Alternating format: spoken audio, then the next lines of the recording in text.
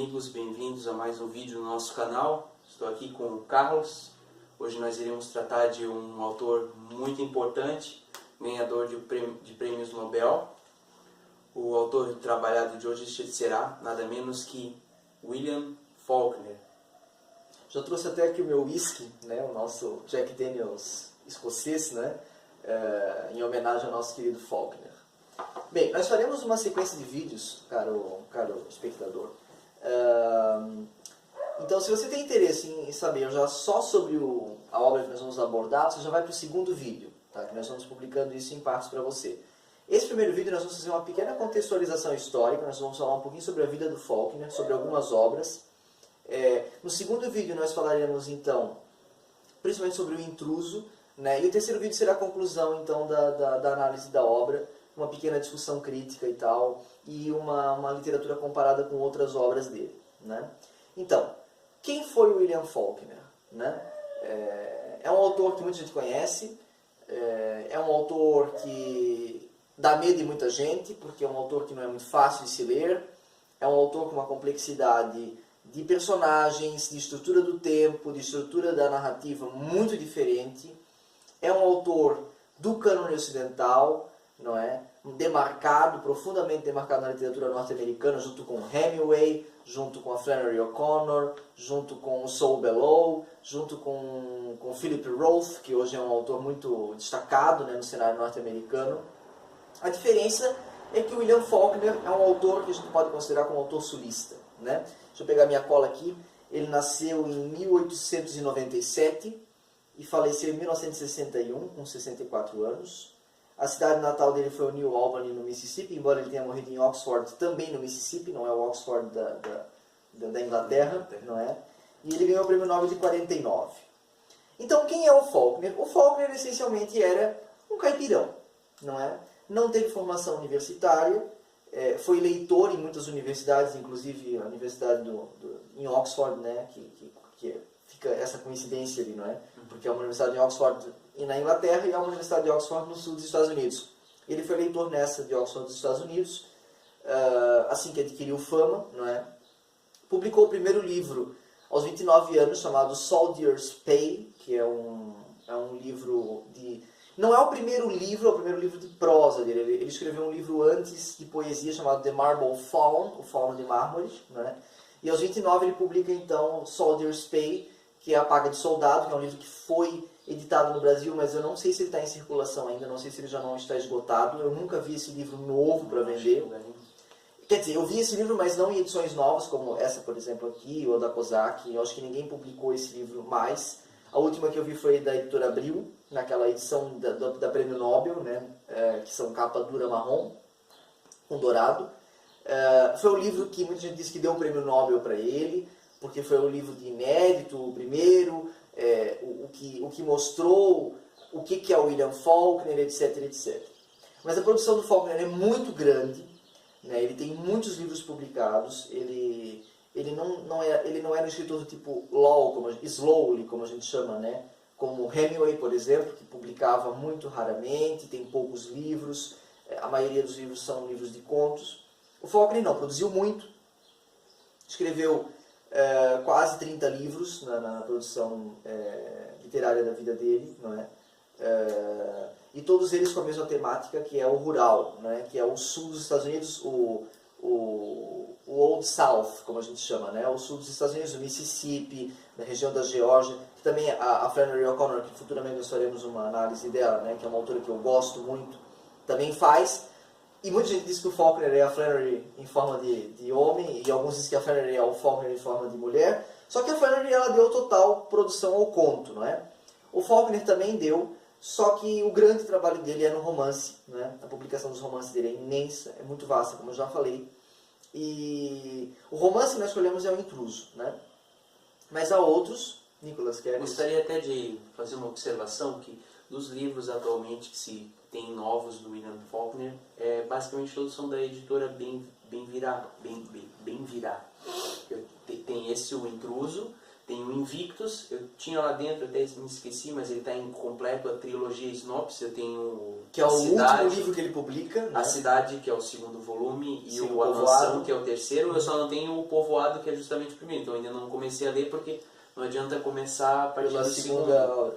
segunda obra. Aí tem o Som e a Fúria, que foi Nós já feita vamos uma falar edição dele. especial Sim. pela Kozak na IF. Que agora está lançada pela Companhia das Letras, Companhia então se das você não Letras. consegue... Houve uma...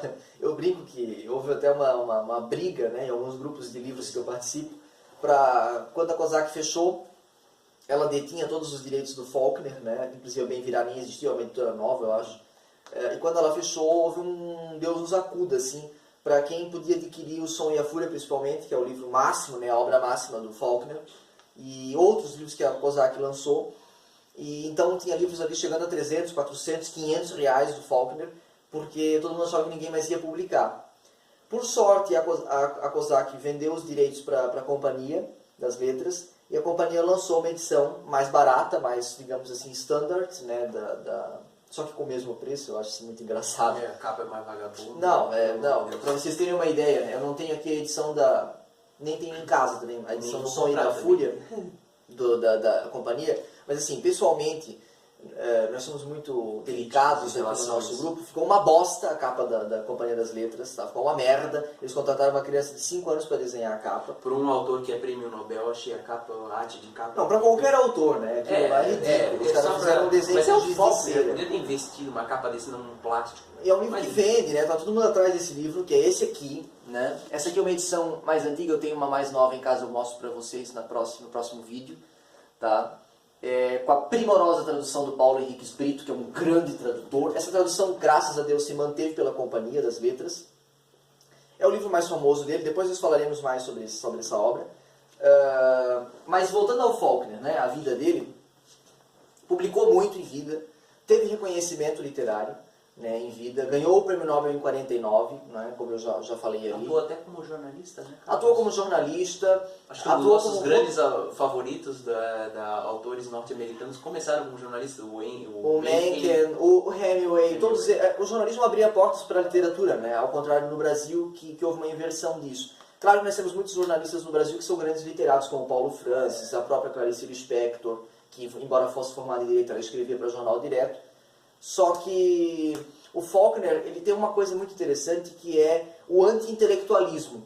Ele nunca foi um intelectual. O Faulkner trabalhou numa usina hidrelétrica, ele trabalhou como pintor de paredes, ele trabalhou como fazendeiro, ele tinha uma fazenda, né? Porque assim, se você olhar no Google, bota lá a casa do Faulkner, né? Você vai ver uma mansão daquelas georgianas, né? Aquelas casas imensas norte-americanas do sul.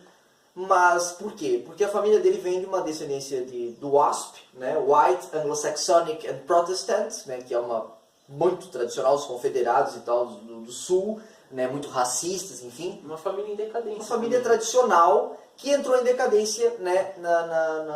Com o começo ali do século XX, na Grande Depressão e tal. Então, o Faulkner tinha uma casa imensa, mas não era rico, era pobre, né? Tinha que sustentar toda aquela fazenda. Isso aparece muito na obra dele. Acho que todos os livros dele trazem fazendeiros decadentes, não é? em que os negros, eu vou chamar de pretos aqui, fica mais parecido com o jeito como eles tratam no livro, né? Os pretos, os niggers, né? Como diz nos Estados Unidos, os pretos eram praticamente parte da família. Porque como ele não tinha mais como pagar esses caras e nem transformá-los em escravos, né? Por causa da abolição e tudo mais, esses negros acabaram ficando ali, ao contrário do Brasil, em que eles foram para as favelas e para as periferias, esses negros acabaram virando uma parte da criadagem da casa, mas em contrapartida tinham uma autoridade dentro da casa. Se você ler o Som e a Fúria, você vai ver que os caras não são tratados como escravos. Eles são tratados como sei lá, acho que até mais que um empregado. Né? Eles não eram tão bem tratados como os entes da família, mas eram tratados muito acima do que um escravo brasileiro. Não é?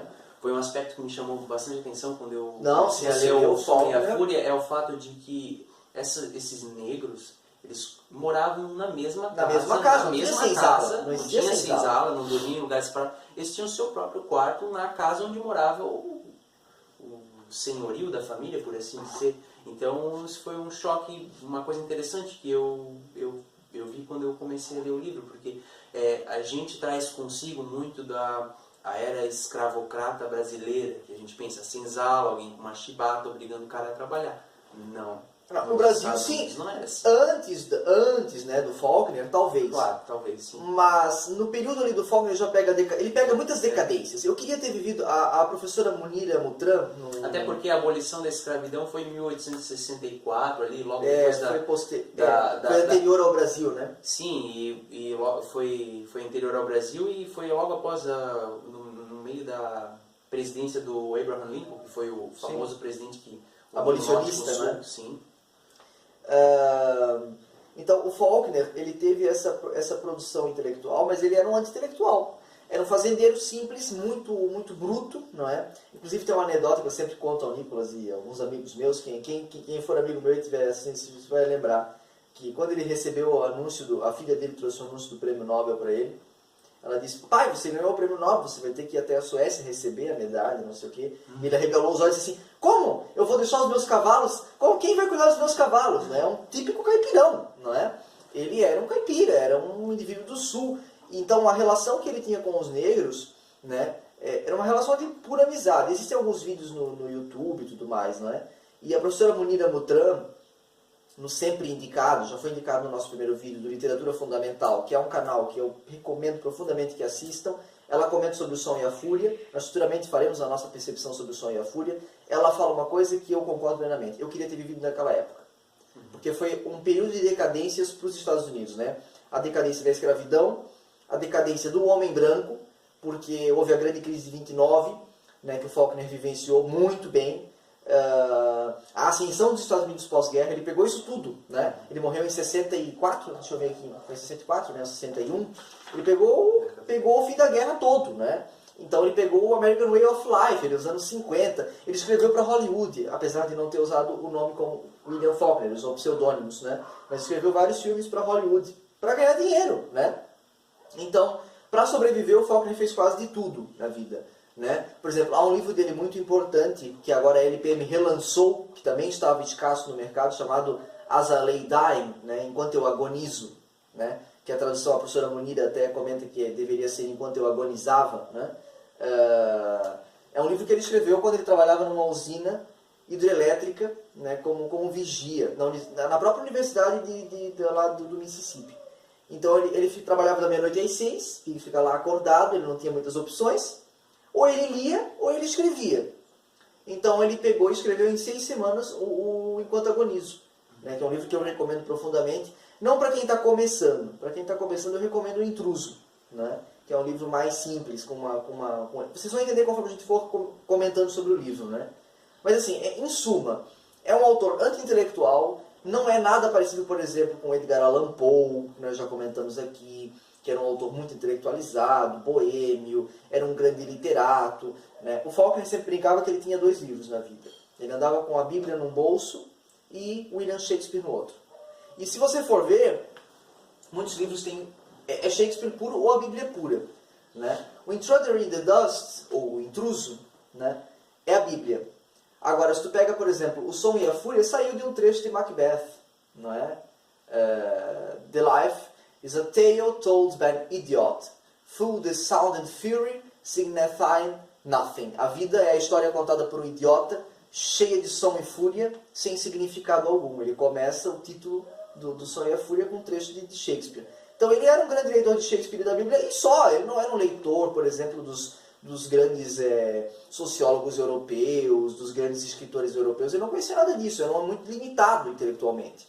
E aí que tá, e aí que muitos amigos meus chamam ele de o diamante no meio do cascalho, não é? Porque como que surge um gênio no meio de uma época e de um ambiente como o sul dos Estados Unidos, que é um ambiente tão rústico, tão empobrecido em todos os sentidos, culturalmente principalmente, e que produziu a maior obra dos Estados Unidos, não é? Porque assim, que me perdoem os leitores de Hemingway, os apreciadores de Hemingway, que é sempre a disputa entre os dois, né? O Hemingway tinha ciúme do Faulkner, o Faulkner também tinha ciúme do Hemingway, mas eu acho o Faulkner superior nesse aspecto, porque o Hemingway teve uma educação muito boa, não é? Ele teve uma formação intelectual muito boa, esteve em Cuba e tudo mais, era um revolucionário e tudo isso.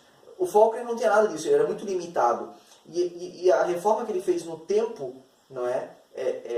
Da obra, quando nós vamos comentar no Intruso, nós vamos falar sobre isso, é uma coisa absurda. é inexplicável como que surge um diamante no meio do cascalho. Então, meus queridos, eu falei hoje mais do Nicholas, mas o Nicholas vai falar mais no próximo vídeo. Quem não conhece a vida do Faulkner tem que conhecer, porque se você quiser ler qualquer coisa dele, a vida e a obra não se separam. Então, tudo que ele viveu está na obra dele, né? O sul empobrecido, a convivência com os negros,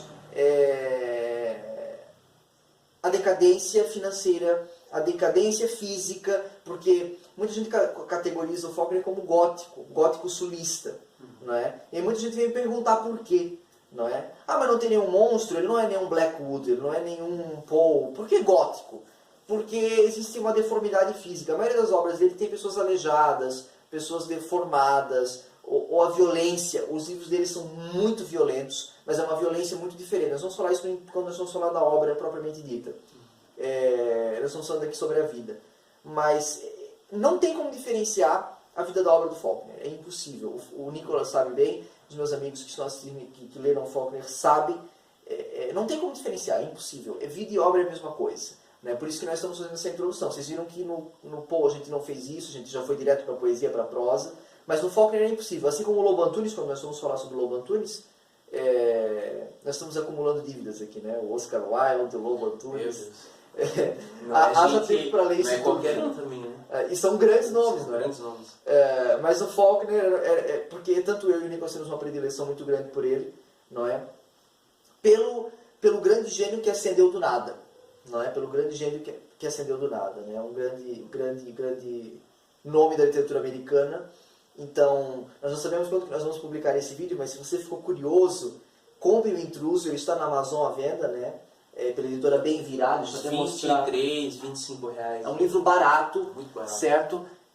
Claro, não é capa dura, não tem uma grande qualidade gráfica, né? Não espere uma grande qualidade gráfica, mas ele promete que cumpre. A tradução é muito boa, certo? Eu até quero ver quem é o tradutor para nós louvarmos aqui, porque ficou muito boa a tradução. Leonardo Frois, na verdade é um tradutor bem conceituado, ele já traduziu outros autores também. Vale a pena ler, comece a leitura, porque logo em breve nós faremos e lançaremos a parte da obra, e aí você já vai estar afinado para entender o que nós estamos falando. Para quem sabe um pouco de história, o período do nascimento do Faulkner, anteriormente houve, obviamente, a Guerra Civil Americana, o Sul escravou o caráter contra o Norte da União, que não queria a escravidão.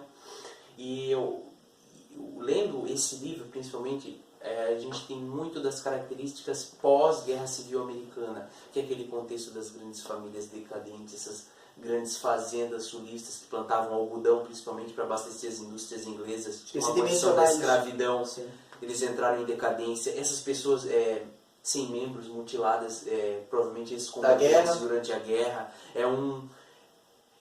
eu lembrei muito da temporada do American Horror Story, do Coven, que se passa na região sulista. Tá vendo? Aqui também tem cultura pop. Você aí também tem cultura pop aqui. Nós também assistimos American Horror Story. Temos passagens não no livro em si, mas da KKK, da Ku Klux Klan, claro. Que é um movimento que nasceu no Sul, em meados dessa época também. Então, até outras obras do Faulkner, ele pega muito da vivência dele, a profissão na hidrelétrica, depois a parte de jornalista, depois a parte de fazendeiro. A obra acompanha a trajetória do autor, e o que é muito interessante para conhecer ele mesmo. Não, e para finalizar, o mais importante, não é? Acompanhe a obra e você não vai encontrar um intelectual na obra. Você pode pesquisar. Bom, eu li muito Faulkner, tá? Confesso para vocês que eu acho que eu li, como eu gosto, acho que eu li praticamente tudo dele, em espanhol, em inglês. Eu nunca vi uma personagem intelectualizada, como tu vai ver, por exemplo, no Tolstói, no Balzac, num James Joyce, no Stephen Dedalus, né? Na personagem do Stephen Dedalus. Não há personagens intelectualizados. São homens do povo, são fazendeiros, que são ricos e tudo mais, mas não são intelectualizados. Eles têm alguma cultura geral que tiveram na escola, mas tu não vai ver ninguém lendo nas obras dele, não é? Tu não vai ver ninguém discutindo filosofia ou qualquer coisa assim. Realmente é um livro rural muito, muito bem articulado, não é? Porque ele é um livro sem intelectuais, mas para intelectuais, porque não é qualquer um que lê isso aqui também, não é? O Intruso tudo bem, mas o Som e a Fúria muito dificilmente uma pessoa que não tem uma formação acadêmica ou que não conheça muito bem o Faulkner vá ler com muita facilidade, não é? Eu não estou aqui menosprezando ninguém. Se você quer ler, leia o Sonho e a Fúria. Leia o Sonho e a Fúria porque é um livraço, vale muito a leitura. Mas com certeza, como eu, você vai ler pelo menos umas 4 vezes. Porque ele é um livro muito difícil, muito bem articulado, muito bem feito. Mas, gente, sobre o Faulkner é isso, né? Sobre a vida dele. Nós iremos abordando ainda algumas outras características sobre a vida dele, mas aí dentro da obra, né? Esse vídeo foi mesmo uma pincelada sobre a vida dele para que você conheça o autor. Tem muita coisa na internet, tem muito artigo científico, até o Nicolas estava comentando comigo que ele leu um artigo sobre o intruso. Há muita produção, né? Em língua inglesa mesmo, se você lê em língua inglesa, meu Deus, tem uma infinidade de coisas. Mas nós queremos aqui sempre trazer a nossa percepção. E nós percebemos muito essa questão da escravidão, do gótico, que eu vou trazer de volta quando nós falarmos sobre a obra, porque o Intruso é uma obra gótica. Embora muita gente discorde disso, é uma obra gótica, para a nossa percepção, pelo menos minha e do Nicolas. E é uma obra de terror quase. Dá medo.